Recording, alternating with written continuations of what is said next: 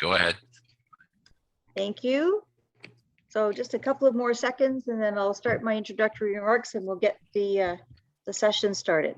So good evening, everyone. And thank you for joining us for our January Tuesday Talks. District 7070 on the second Tuesday of every month has a Tuesday talk on a different topic. And tonight's topic is about the environment. So before we begin, I just want to let you know that we are recording this session for those people who are unable to join us. I would please ask that you ensure that you have muted yourself so that there's no background noise to interfere with our speaker. And if you have any questions for our presenter, please put them in the chat.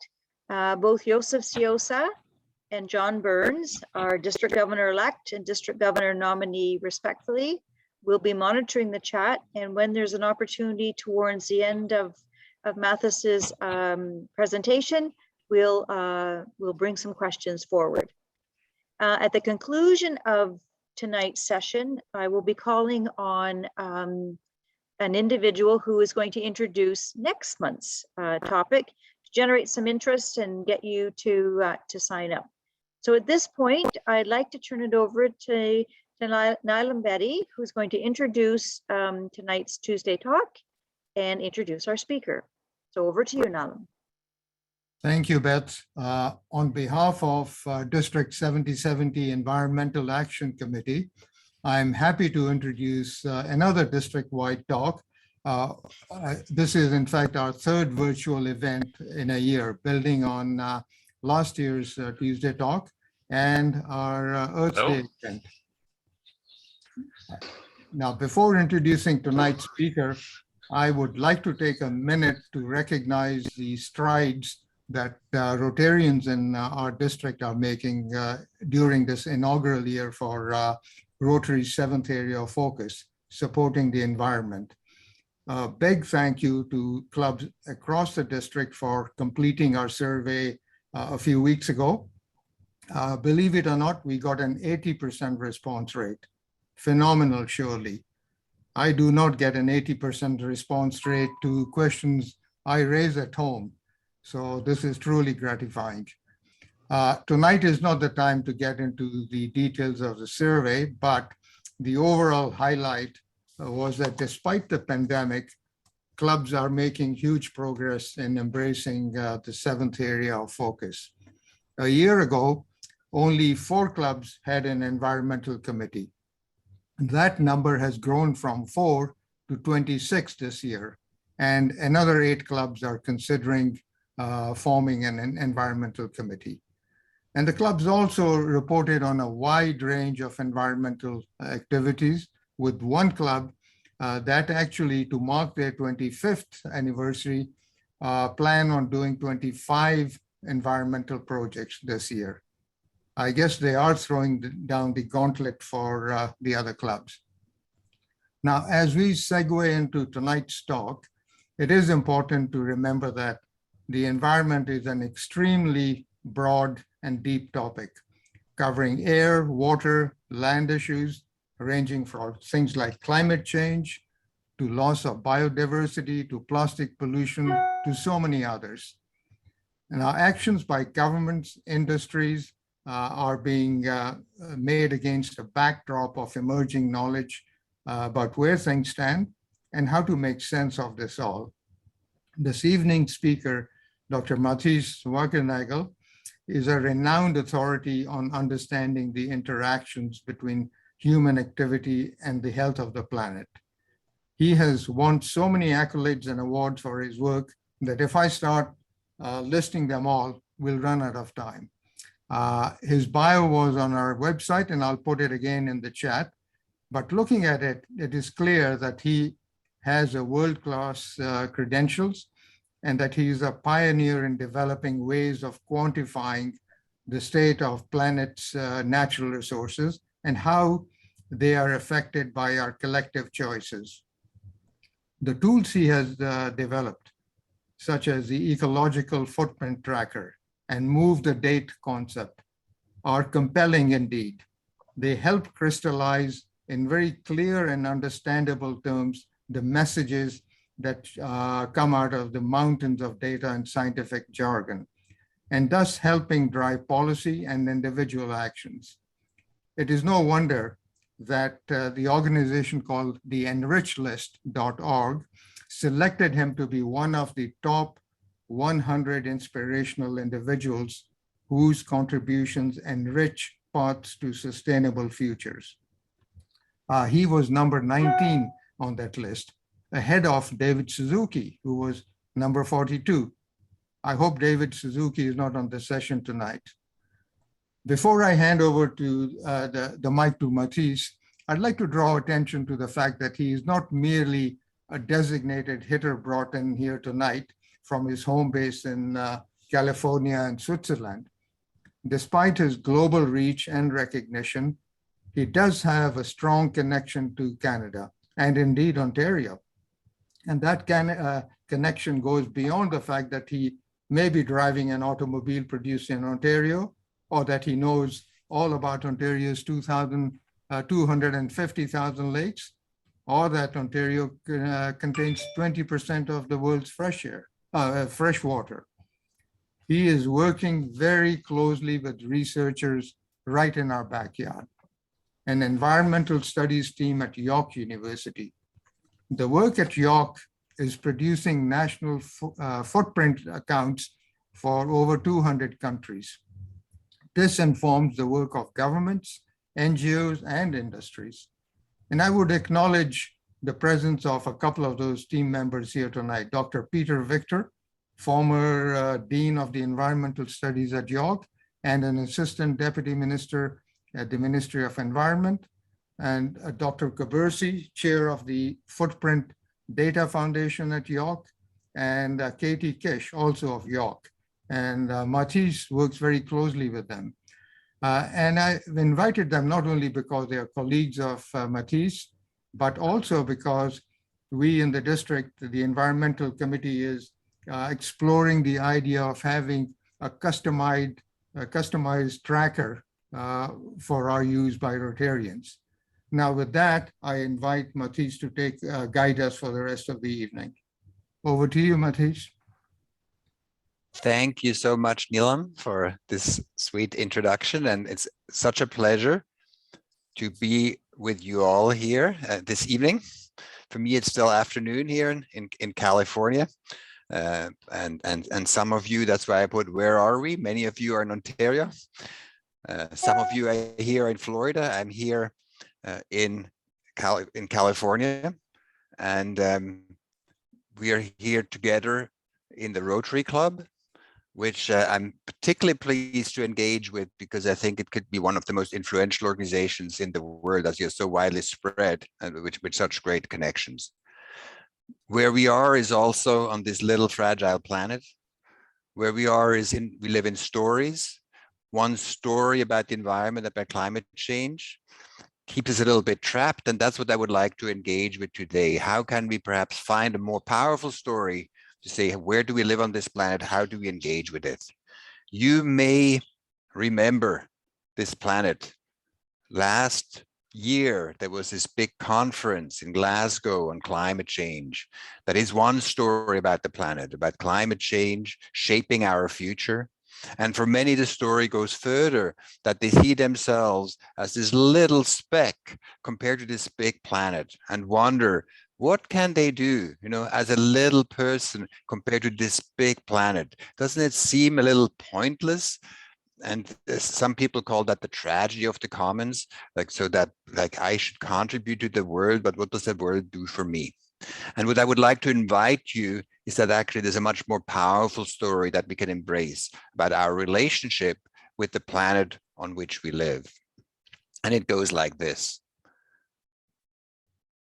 Maybe we are like on a boat, on a happy boat cruise. We see a cloud come and the cloud gets bigger and bigger, and we realize the cloud is turning into a storm and our boat may not be as robust as we thought. And so the choices present themselves. So we could either say, let's go to a boat conference and decide who is the first one to fix their boat, Or we could just fix our boat. What's the more rational thing to do? I mean, going to conferences and learning about how to fix boats is a good thing, probably.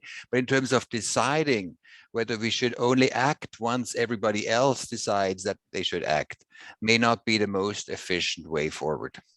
So that's kind of this new story, that actually it's more the reverse. It's not so much waiting for others, but it's more saying, this is our context. This is the storm we are going to live in. What is the best action for us? So in other ways, I would say the future has never been more predictable than today. And it's more predictable because we also know that people will want to eat, they will want to sleep, they want to be safe, they want to have fun.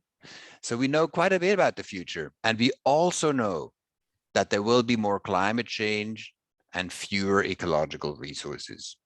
In whatever track we take, we may be taking a wiser track of combating very aggressively climate change, which means moving out of fossil fuel use very quickly, which means not having access to easy fossil fuels very soon, but we will be able then to not have that much climate change and preserve much more of the ecological budget of the planet, or we'll move slower in phasing out fossil fuels, and then we'll be faced later also without fossil fuel use and less ecological budget. So what I want to emphasize is that in whichever path we take, it is quite obvious that there will be more climate change and fewer ecological resources and other resources as well.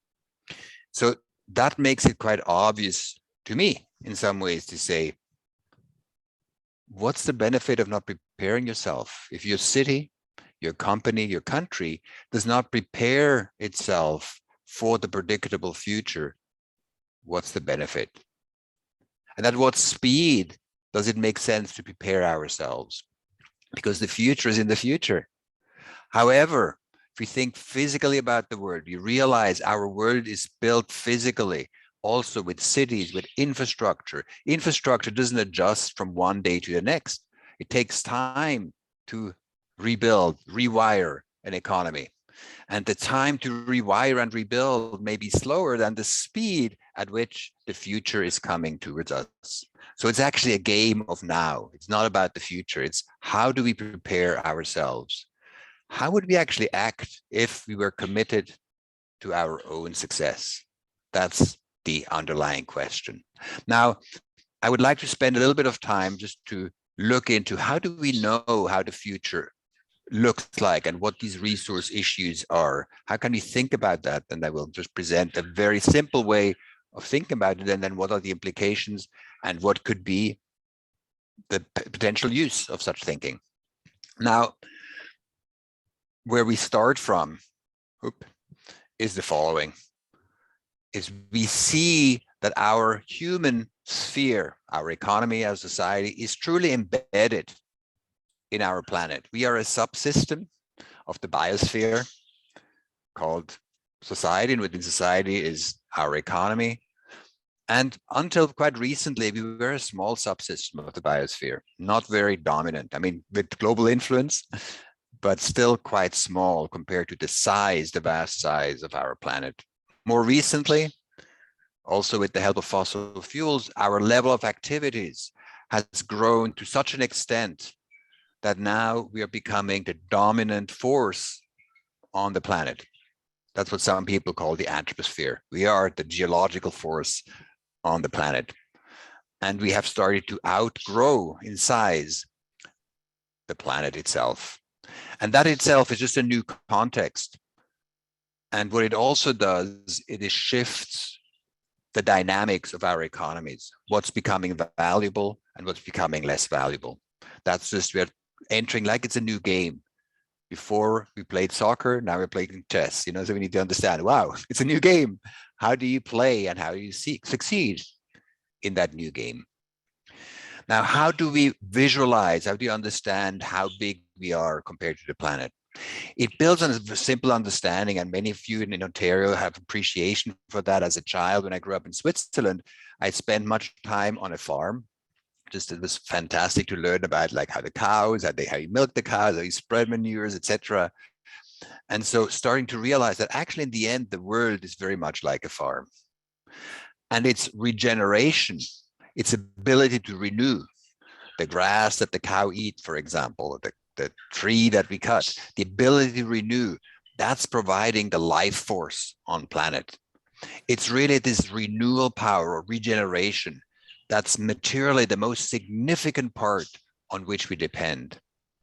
And indeed, if you look at it materially overall, the most limiting factor for our economy now is how much Earth can renew, that we are competing for that ability to renew. And we can look at that in a very simple way. Again, I said that we say, actually, the world is a farm. It's a big farm.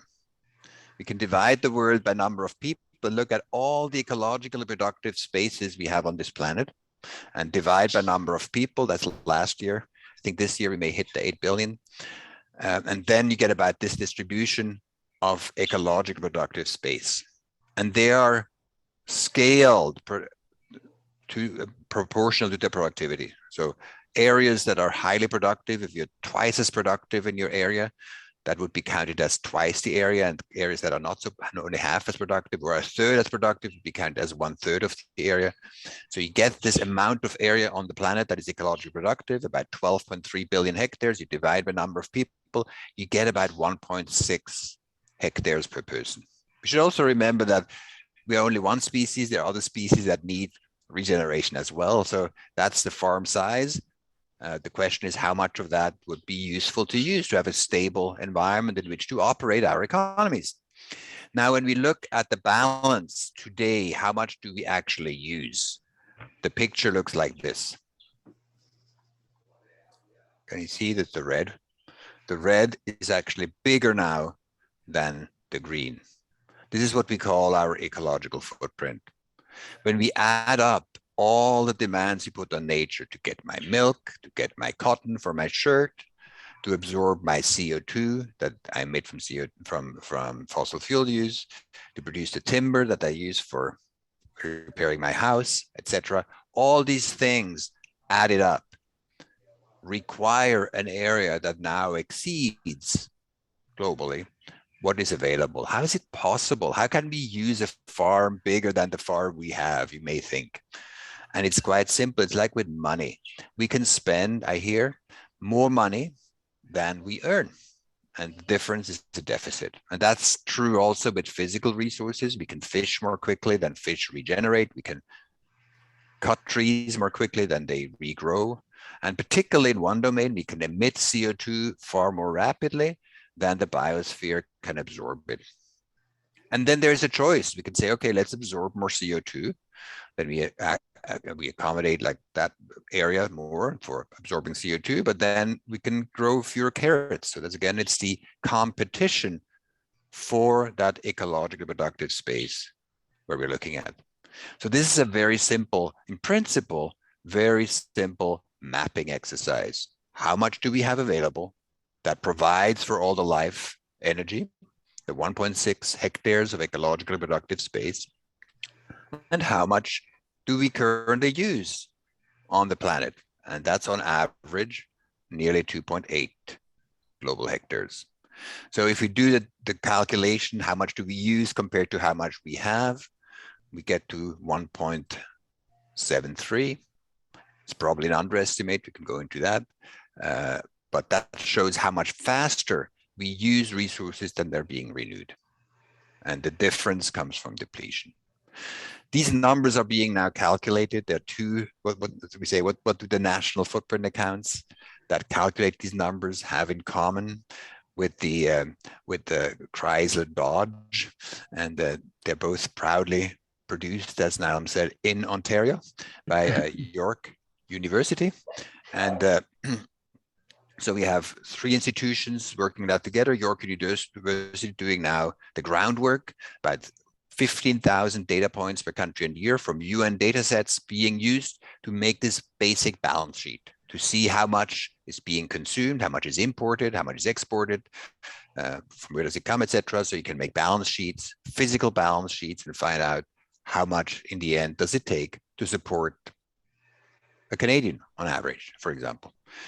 Vodafone is the organization that holds that governs the accounts, and Global Footprint Network, we originally brought them the accounts to life, and now they're at York University. So it's a collaboration between these three institutions.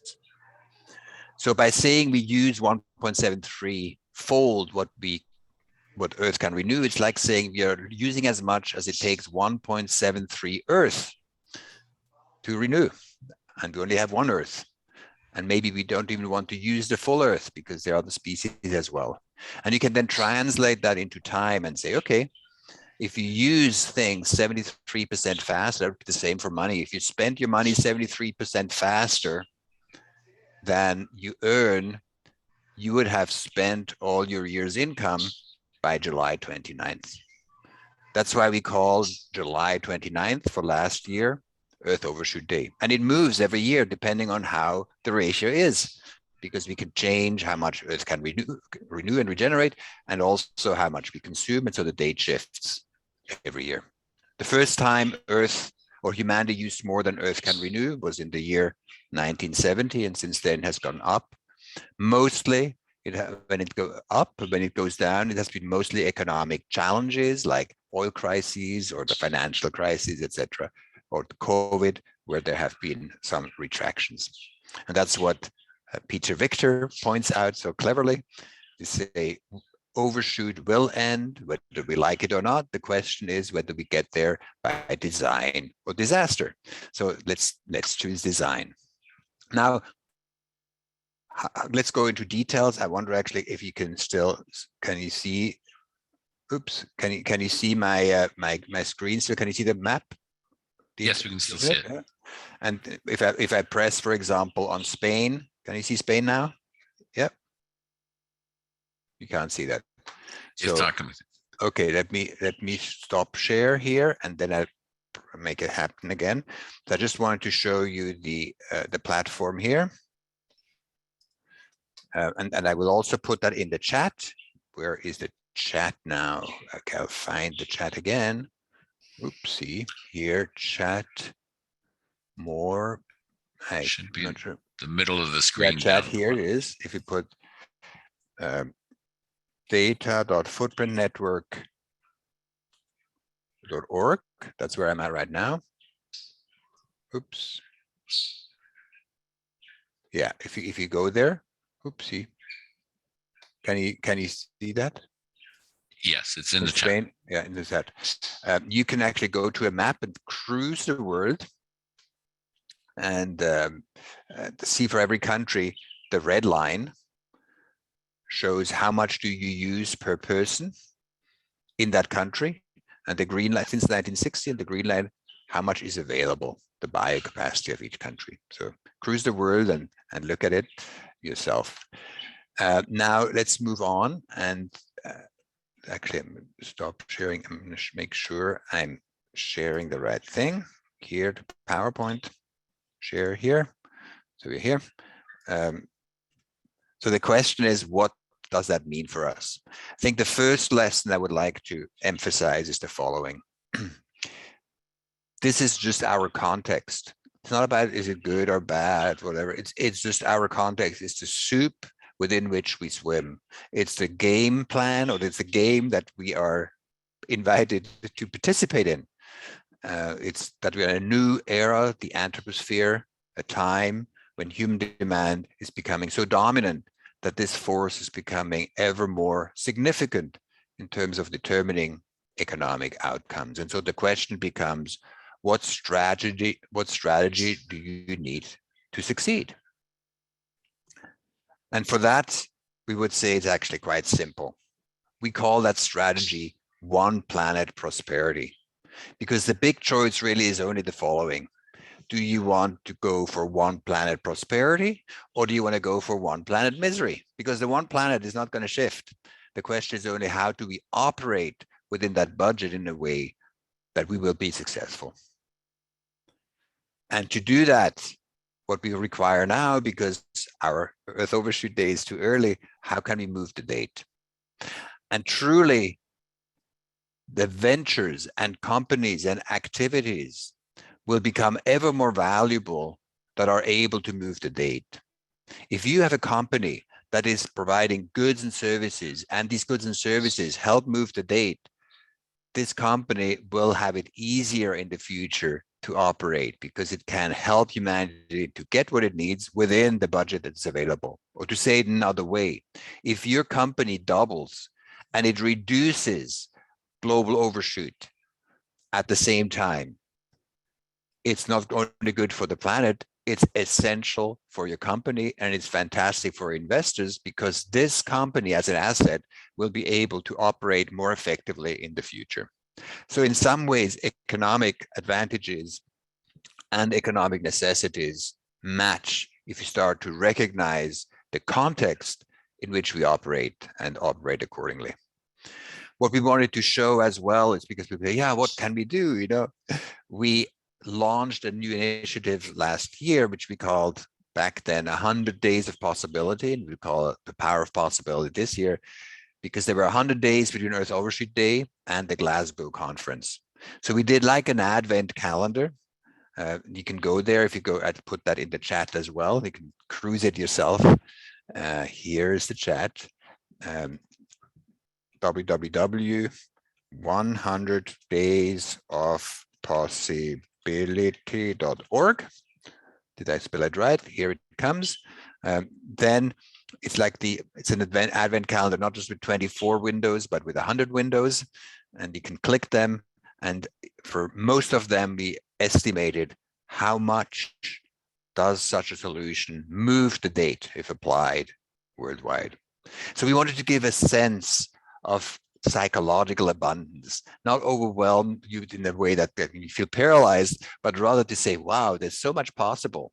And these are possibilities that are not just ecologically beneficial, they're also economically vital, because that's important. If they're economically also vital, they can be replicated. So just now to come more to the application and link it back to the Rotary Club and what does it mean? Let me just first say, yeah, has this been used? I won't spend that much time, but the ecological footprint has been used by many countries. I just got actually ever since a call with the Central Bank of Chile, where they start to think about what's the relationship between biological resources and monetary stability. There have been many countries that have been involved with, but it's not just countries. We've also worked locally. For example, in Canada, there have been a number of cities that have worked on it. We have worked with a lot of Japanese prefectures here. The picture actually shows the project right now with about 20 cities in Portugal that are exploring their biocapacity and footprint. There are also personal calculators. About 4 million people a year visit our personal calculator where they can calculate their own footprint, etc. So that gives you an oversight of the ecological footprint.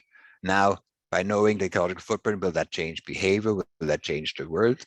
Clearly not. I mean, we have the biggest labels on cigarette packages that cigarette smoking is bad, and it doesn't change things. So this is just an analytical tool for you to better understand the world.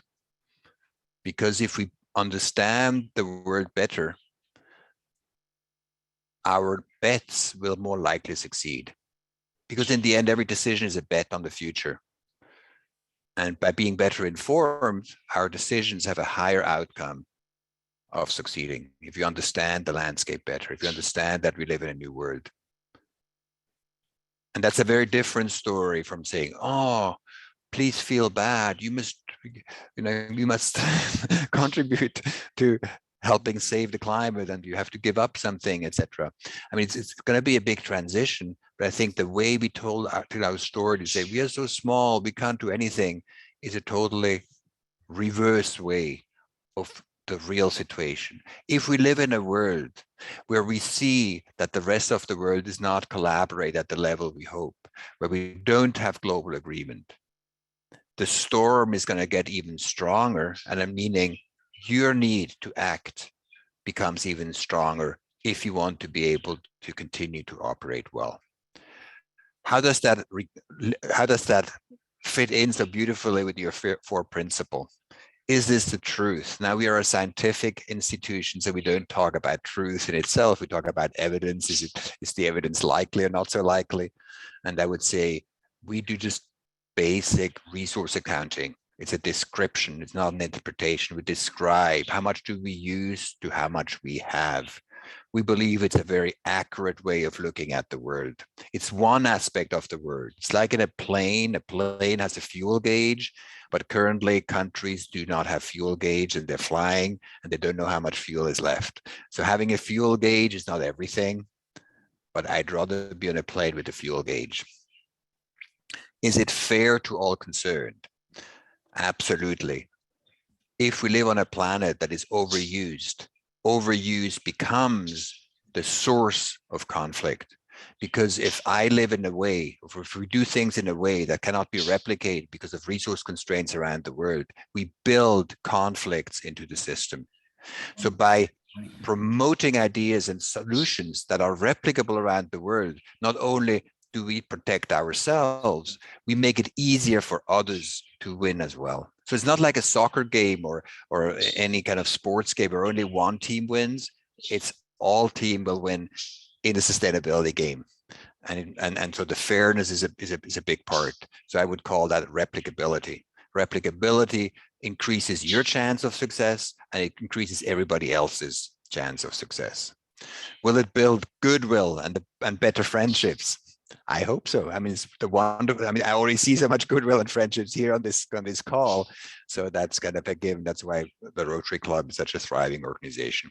Will it be beneficial to all concerned? I think that's really the key point. Going back to the boat metaphor, or perhaps comparing it to the COVID situation, that we have underestimated how important it is to protect ourselves as well as a good deed to protect everybody else. If we protect ourselves, we're less of a disease vector, then that's good for everybody else. The same thing is true by taking the Anthropocene seriously and saying, what does it mean for me to operate? How do I build myself into a resource secure future? So resource security and helping others to be resource secure is becoming the ticket to being able to have a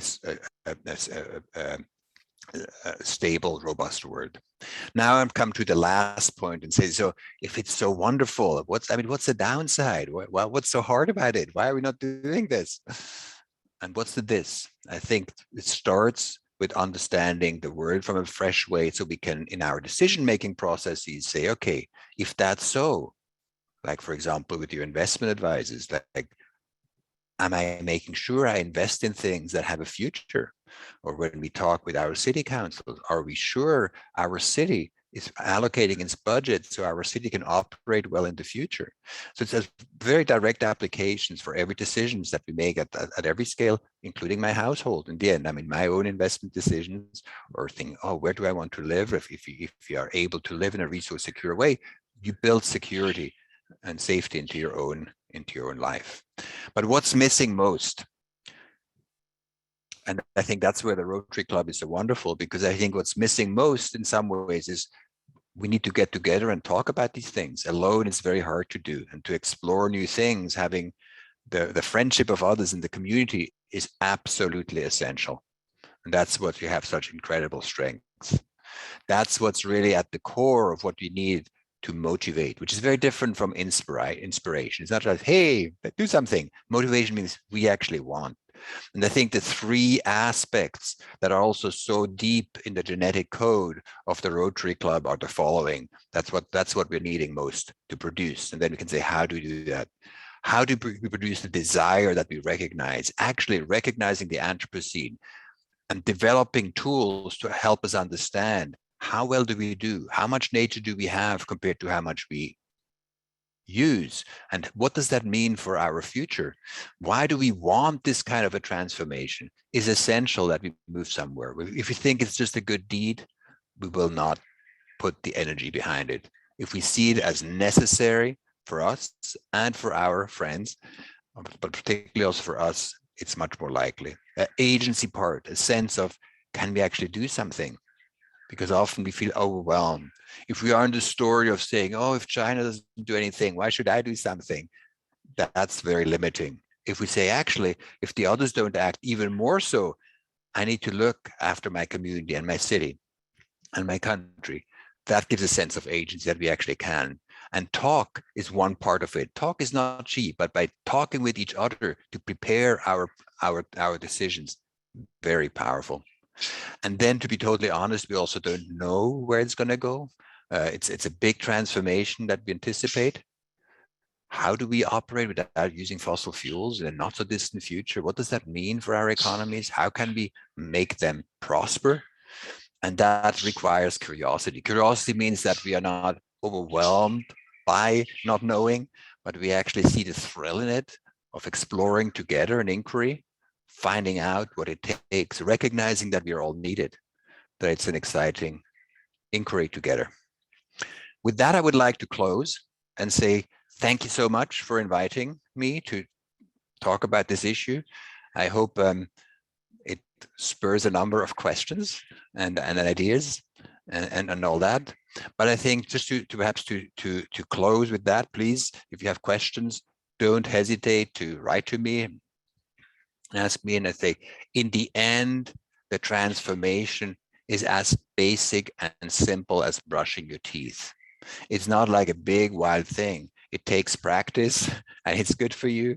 And we brush our teeth, not just because we don't want to have cavities today, it's an investment in the future, not just because we are noble. We know it's just the practice it takes to stay healthy.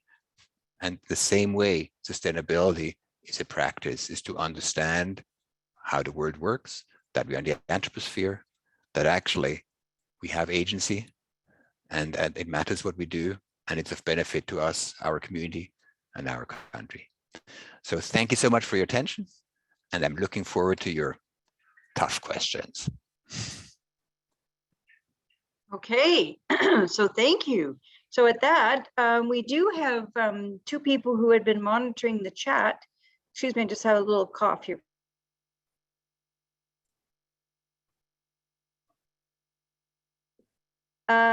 Joseph and John, are there questions in the chat that you would like to bring forward to our guest speaker? Beth, I think that Wackernagel has been so concise and so clear that I'm blown away. There are no questions in the chat. Okay, well then let's open it up to the audience and see if there's some questions that people would like to pose to Mathis.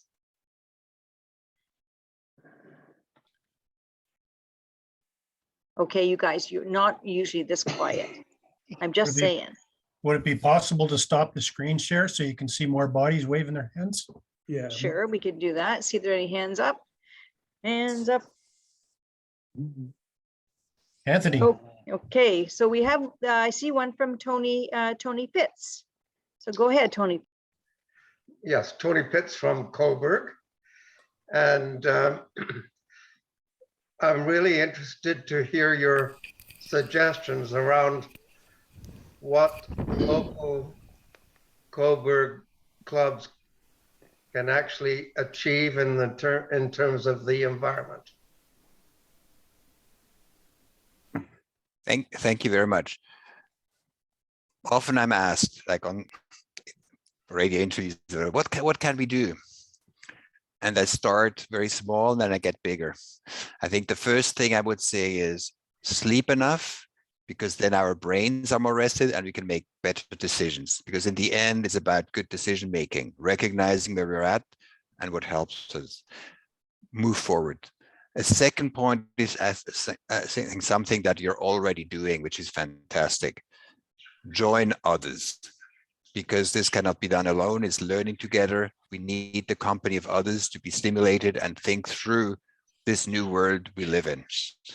That's why the Rotary Club is so essential. And what the Rotary Club is even more essential is because it already is an international association of professionals thinking about these issues, thinking about decision making, having connections, etc. So what can a Rotary Club do most effectively is actually start to talk about these issues much more effectively. And it's not just talking about it, it's in the context of decisions that you're about to make. It could be from an investment perspective, like even thinking about how should our club invest? like the money that you may have on the side. What does it actually matter? Which investments have a future? And these conversations, they have a real purpose. They bring out people's imagination, say, wow, this really matters, and learning to deal with these issues. So that's one thing. Of course, there are other ways to join. We have some dreams from our area. Like, so what we do with York University is one of these international ventures we'd love you to be involved in as well. We are like a mini UN where we produce records for all countries to compare their ecological performance across time and across space. And I think bringing that forward as a conversation, helping to bring that to decision makers and saying, given that, how are we making good decisions to make sure Ecuador, for example, can be robust and effective in the future, is a wonderful way to wield your influence. So I think Rotary's influence with professionals and to think about decision making and put it like in action in your own smaller decisions, like about your own investments, or bigger decisions, like having a conversation with the city council, for example, a joint venture, and saying, like, how would Toronto be successful in the long run given these trends, would be extremely powerful. Thank you. Beth, Before I now turn we it have a to- couple of just- questions, Beth. Yes, I just was say, I see a couple of questions in the chat, but I see that Dana, you've had your hand up for a little bit. So would you like to ask your question before I turn it over to John and Joseph? Yes, thank you, Dr. Mathis, for an interesting talk. I'm curious about the footprint calculations. Like, how is that calculation done? Apologies if you went over that. And generally, how difficult is it to make that calculation? As well as, I'm just looking at the globe here and trying to figure out some trends in terms of which countries seem to have a higher ecological footprint. And so far, it's seeming like the ones closer to the equator, well, or yeah, maybe a bit closer to the equator might tend to have a higher ecological footprint. So I'm just wondering if there are any like trends in that direction in general. Thank you. So in principle, the calculation is extremely simple. Like even younger high schoolers can execute it in principle. Then of course the details, if you do it at the national level, like money accounting gets very complex. If you like to hold GDP accounts, etc., gets very complex. But the idea is quite simple, is that we add all the demands that require space. So you use a potato. How many kilos of potatoes do you use? What's the yield for potatoes? How much space does it require to produce those potatoes? And then you move on to the oranges, to the cotton, etc. So that's how the principle works. And then you can calculate it.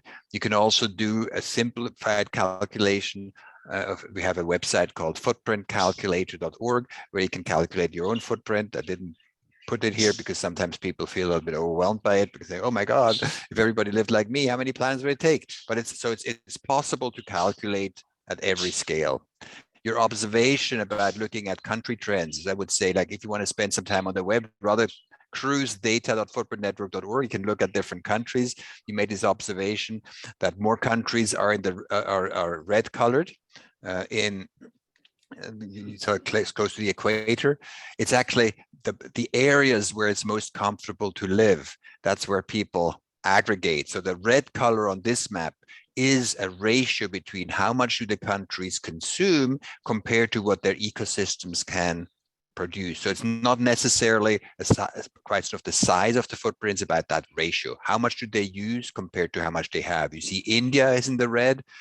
Their ecological footprint, their resource consumption per person is quite small, but also they don't have that much biocapacity per person, so they run an ecological deficit. And that's particularly difficult and tight for countries with low income. Currently, 72% of the world population live in countries that have both an ecological deficit, meaning they use more resources than what their ecosystems can renew, and they have less than world average income, which means they don't have the purchasing power to buy resources away from others.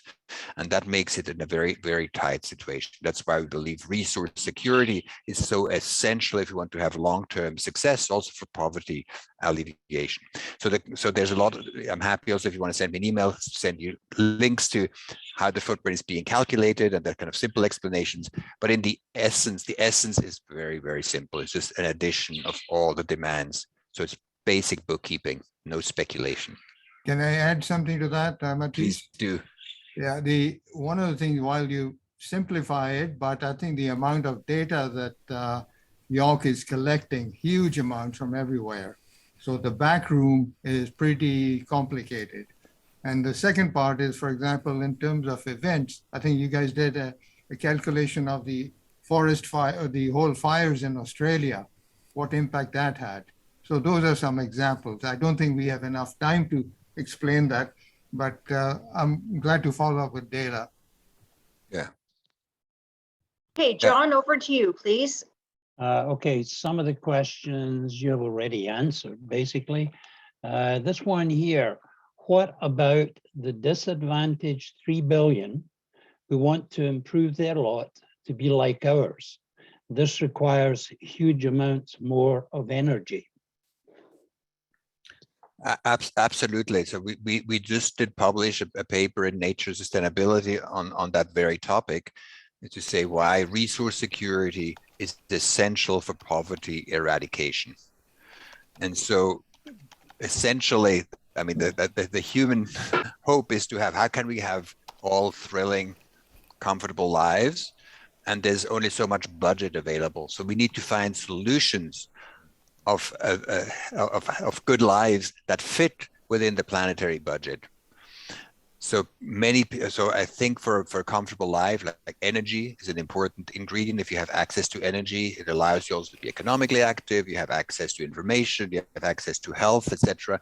And energy can be provided in a number of different ways. If you do it through coal power, it's very resource intensive, very high CO2 emissions, etc. We can also do it through microgrids, solar powered microgrids, which is something that is becoming more popular, as is also becoming more cost competitive, that allows rural areas to have access to reliable electricity and to have also the key amenities. So there are different pathways how we can provide for better lives. And so the point is just to say, as long as if development efforts are not put into the context of the resource reality in which we live, they are more palliative, they will not last, they are disservice. If you have low income, the big difference between low income and high income is with low income, you cannot afford mistakes as easily because you have less cushion. So getting the development strategy right is essential for lower income populations, and the resource security is the ticket to it. There's a hand up from Bukola.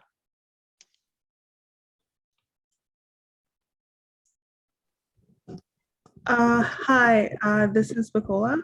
I had a question in regards to like the ecological footprint, I guess, per country. So Canada per capita does have a fairly high ecological footprint. However, from my understanding, I guess how much we have, or I guess the ecological store that we have is also fairly large. So when we take that into account, Canada ends up, I guess, we use less. I guess Canada uses less than I guess is available.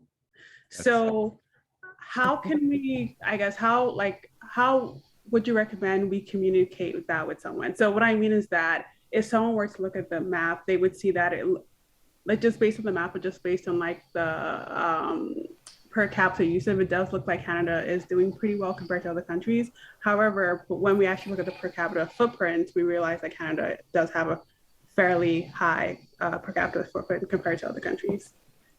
Thank you, because very, very astute observation as well. Very, very well. Thank you. So I'm from Switzerland originally. Swiss banks have a lot of gold in their treasures, and still, even though they have a lot of gold, they don't say, okay, then we have so much gold, we don't have to have any security guards. Let's just leave the safe open. But they actually look after it very carefully. And on some ways, I mean, resources in a resource constrained world are incredibly valuable and currently underappreciated. So Canada is extremely lucky. If we describe the Canadian situation, it is super well endowed with biological resources. And at the same time, I would say, I'm not sure the management of these resources is adequate given the significance of these resources. So Canada is lucky by having high, sort of describing, but having high biocapacity. Is it using it well? We were actually quite shocked to learn because York University did also a study for Ontario recently again, that I believe Ontario is now in a deficit situation already. This large province with most freshwater resources just is running already an ecological deficit. So as we're moving in a world with more resource constraints and overshoot, not looking after your resources is just economically not particularly wise. So, and you're lucky. So it's not a moral thing of saying you're bad or good. It's like with a money account, like understanding how much you earn and how much you spend is very important. Understanding the world situation, understanding like which direction we're going to go is significant. So you have options, use them well. We have time for one more, Beth. I see Lennis Trotter's hand up. You're on mute, Lennis.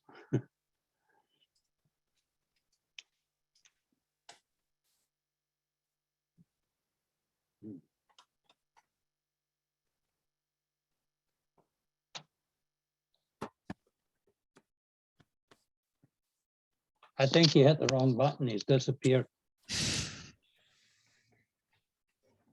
Okay, let me throw in this one. There was a number of them beginning to sound almost political, but I don't think it's something you can avoid.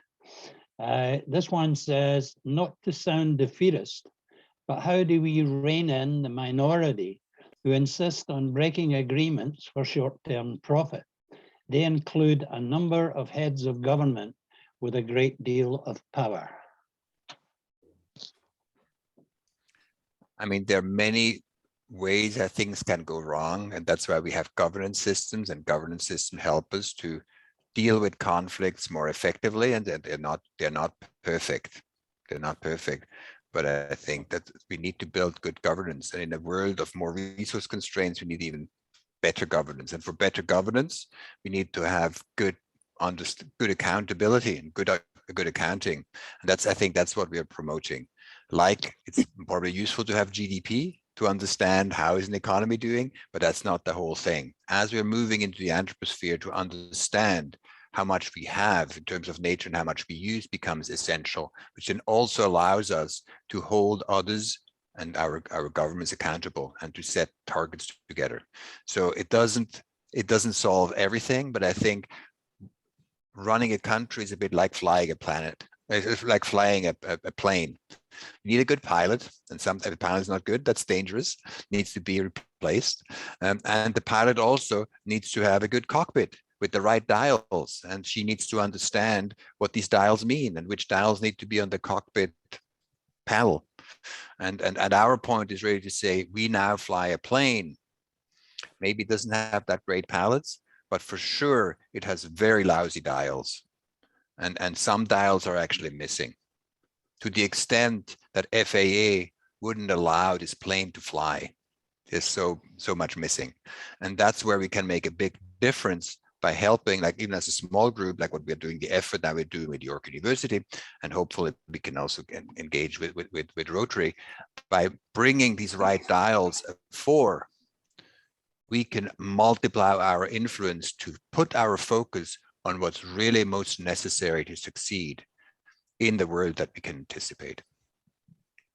Okay, I see Lennis is back. Lennis, can you unmute yourself and ask your question? Yes, thank you. And Sharon as well. It seems that a lot of things that are being reviewed and certain, like a project starts from A and goes to Z.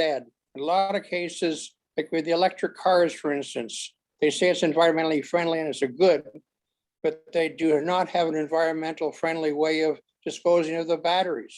So we've got to start looking at all these projects from A to Z, not stopping in the middle. Now, Lennis, that sounded more like a comment than a question, but was there a question attached to that, or just want to leave it as a comment? We've got to start. The question is that a lot of people are not researching everything from A to Z. They're stopping in the middle. So it's a comment. Yeah. So I guess the question is, how do we encourage that? I mean, that's the whole point, that we need to look at things comprehensively. So we don't solve one problem on the back of another problem. And I think that's why we say that ultimately we need to look at, I mean, it's not the only thing, but from the ecological perspective, looking at the entire demand on the biosphere.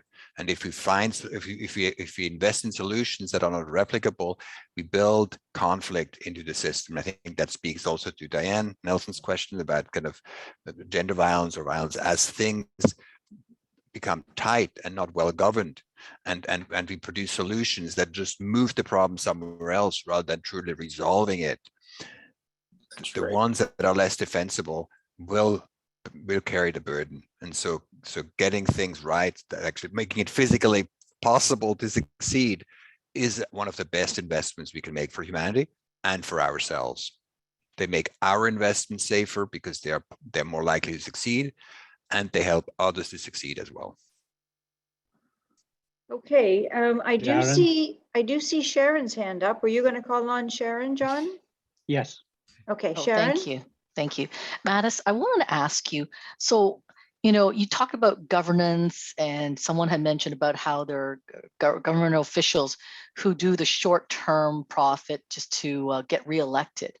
Looking at the politics around the globe, how do we deal with that? Because there are so many, I mean, just take the US, for example, that party, they deny climate change. They deny all these things that we see and we have evidence of, and the scientific evidence on. How do we deal with that? I mean, to have good governance means that everybody has to buy into it. But when you have people who will not buy into it, who will not abide by the rules, and who just do things so that they can achieve their own ends and means, regardless of what happens to the humanity of this world, how do you deal with that? Big problem, obviously, yeah. And I mean, that many think short term. I believe that the issue with the Anthropocene we face is no longer a future problem, it's a present problem.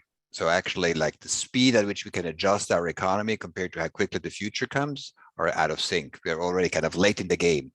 So that means for every astute investor to recognize, wow, if I continue to invest in things that don't have a future, I hurt myself. A city that doesn't prepare itself for the future that's going to come is hurting itself. So yes, it would be much easier to operate in a world where there would be more collaboration and more understanding. But we can also say, if, like, for example, in California, people believe more in climate change, if the rest of the United States doesn't believe in climate change, that's just context. If that's so, California needs to work even harder to protect itself from the outfall of climate change, because it cannot count on easy cooperation with others. Then you need to make even more sure that as California, you're resource secure. California right now, its resource demand exceeds its own regeneration about 5-fold. California is at stake. So by California just kind of lamenting about those who don't believe in climate change somewhere else, puts itself at risk because it doesn't get into action. Just take that as context. Don't expect that to change. Say, if that's so, we need to act even faster. We need to invest even more effectively in our own cities to be able to operate. So that's, I think, what I would ask citizens to do, is not to say, like, I live in Oakland, what can Oakland do for the world? The question is, why are we destroying ourselves as Oakland? So what do we need as Oakland to be able to operate? And or what do I need for my own investment to have a safe investment? So I think to focus it more on the agency that we have, and saying, given what I cannot influence, what does that mean for me? And the implication is more action. Okay, thank you. Ron, I'm going to turn to District Governor Ron Dick to thank our speaker. And then we have one more piece of our program before we close tonight. And thank you, Beth. Dr. Wackernagel, thank you for a message that's both sobering and inspirational. Rotarians are people of action, and you've given us a constructive challenge to fix our own boat. I think that came through loud and clear, and thank you for the tools that we need to be able to go out and do that. We started last year with the watershed cleanup that brought us all together and focused on the need for Rotarians to dig into environmental action. And you've given us some great tools today to help measure and help us move forward. So we're going to make a donation to the Rotary Foundation of $200 for you being here tonight. And that will go on to many district grants that all have a sustainability and environmental focus to help further the work, the good work that you're doing and the good work that we're all doing. I can't remember who it was. I think it was Marshall McLuhan that said, here on planet Earth, we're all crew. So we got a job to do. Thank you, Mathis, for being here with us tonight. And we're ready to go to work. Thank you, DG Ron. Thank you. And thank you. Let's give our speaker a round of applause. Great, good, good. Yay. And I'm going to turn to Richard Mawhinney, who is going to introduce our February Tuesday Talk topic. Thank you very much, Beth. I greatly appreciate the opportunity.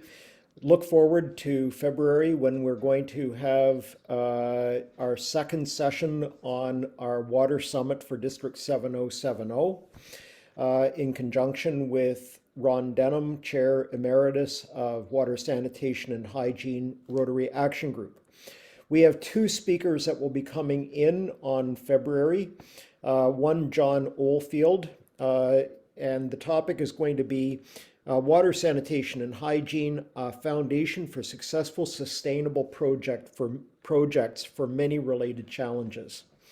John Oldfield is currently the Policy and Advocacy Advisor to the Global Advocacy Fund for the Swiss Water and Sanitation Consortium. I see a trend where we have Swiss citizens coming to, or relationships to, coming to our Tuesday talks. And of course, they're funded by the government of Switzerland.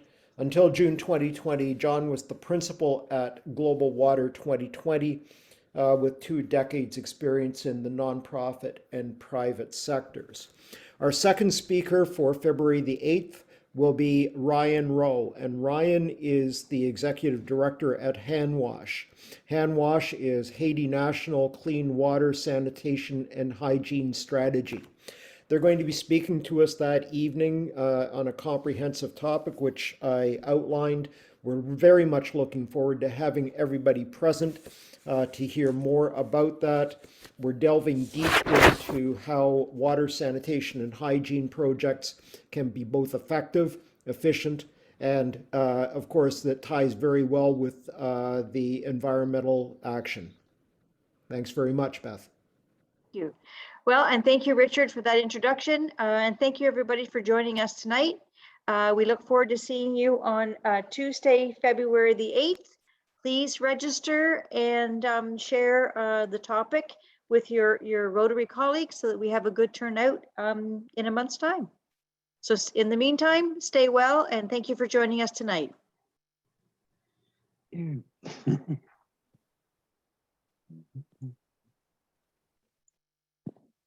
a pleasure. Thank you so much.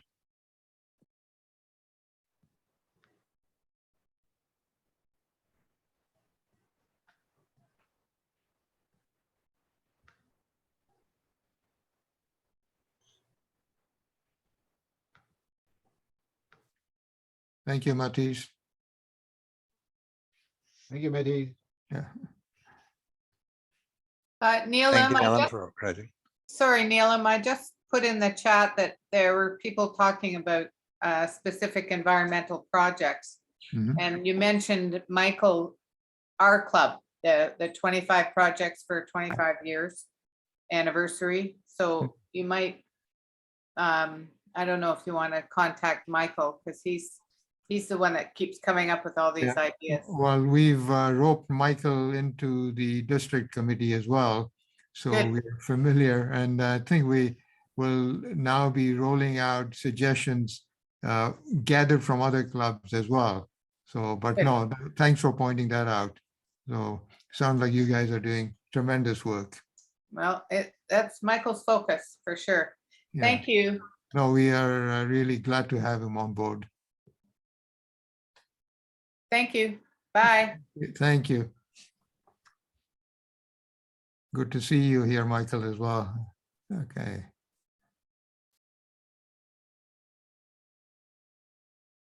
Neil, I just came in and it's Norma here. Just a quick question. Hi. Did you see the film we watched the other night called Arctic Drift, A Year in the Ice? No, I haven't seen that yet. It's on my list.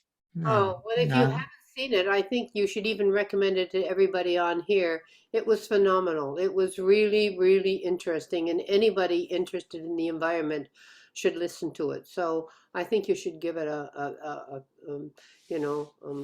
just mention it. It's called Arctic Drift, and as you know, it was a scientific expedition led by I guess a German ship, but it was scientists from around the world.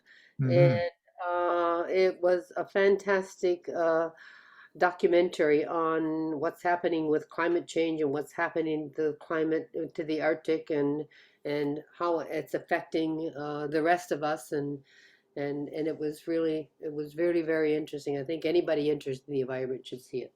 Okay, great. No, I'll move that up my list because there's so many there. It's now chock-a-block